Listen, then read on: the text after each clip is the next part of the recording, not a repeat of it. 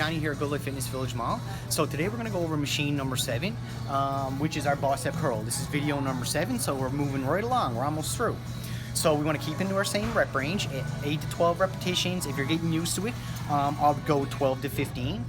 Always try to keep that nice slow tempo. So with this one, it's a bicep curl, but there's a pad here, so it's almost like a preacher style curl, where not a lot of other things can get involved. Leverage, your shoulders, what have you.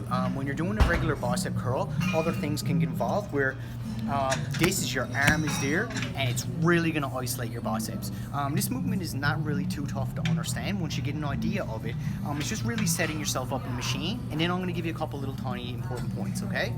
So when I'm picking a seat height, I want to make sure that when I'm sat in with an ever so slight of a lean in, I want to have my elbows lined up as best I can with the red dots, just making sure I have the back of my arm on the pad and it's not just my elbow, or I'm not hunched up where my neck is rounded, okay?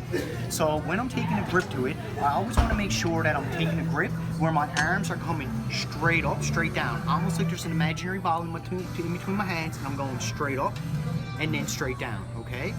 So always keep a straight wrist grip, or you're going to notice that if you curl it up and then get into curling your wrist, you're going to start to feel some pain back here, and eventually you're going to say, I wonder what is making that happen to my wrist or to my forearm, and that is certainly, this one is one that will do it, okay? So always try to keep that nice straight wrist grip, okay?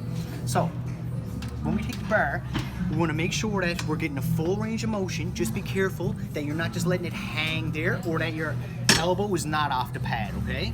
So we want to come up, 1, 2, squeeze, and then we always want to take our time on the way down. 1, 2, 3, 4, which is going to help elongate our bicep, and 1, 2, squeeze. So we always want to make sure that we pause at the top and squeeze to make sure that we're getting a true contraction, and then we want to make sure that we're getting a nice elongation to the muscle, okay? So a lot of times what will happen is people will use leverage, they'll get lean, swing, or sway. This machine is really not meant for that. It's really to keep your biceps isolated. So if you really want to get a good burn, make sure you're keeping that nice slow tempo, keep it as strict as possible. This one's not really meant to have your heaviest weight and cheat any of them up, okay? This is meant to be nice and strict and nice and slow, okay? So always stick into that 8 to 12 rep range if you're used to the machine. If you're just getting used to it, go 12 to 15 reps and take it nice and slow. Really feel the squeeze. Try not to use any momentum, okay? So if there's anything else that you'd like to learn about this machine or any of the machines I've covered so far, don't hesitate to drop me a line at 747-2500, or you can email me, john.wheeler@goodlifefitness.com, or you can comment below.